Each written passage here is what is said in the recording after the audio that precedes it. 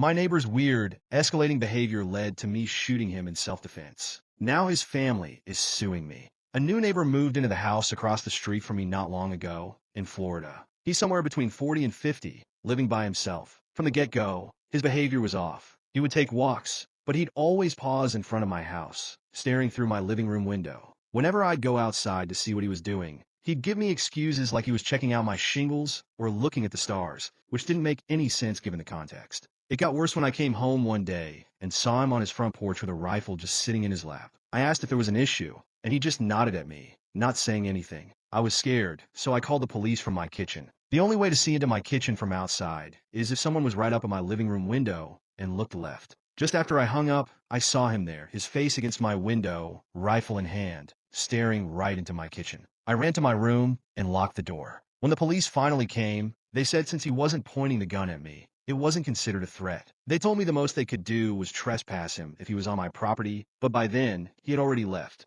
A few days later, I found a dead fish in my mailbox, which was bizarre and creepy. I reported it to the police, but without proof, they couldn't do much. Feeling unsafe, I decided to take some steps for my protection. I installed cameras with night vision and motion detection, tinted my living room windows for privacy, and put up stickers around my house saying "Insure by Glock" to scare off any potential intruders. The first night with the cameras, someone dressed all in black, including a mask, came up and pointed them down, so they wouldn't capture anything. The next morning, I found my mailbox spray-painted with a knife image. I reported this to both the police and the postal inspector, but without video evidence, they couldn't act. That night, I was woken by noises against my house. I found small bullet holes and .22 caliber casings outside. My house is made of concrete, which probably stopped any serious damage. I called the police again, but they didn't seem to take it seriously, just offering to patrol for a few days without any effect. Then 3 days later, I heard shots again. The cameras were back in place, and I saw on the footage a silhouette shooting from the street towards my house before running off to my neighbor's backyard.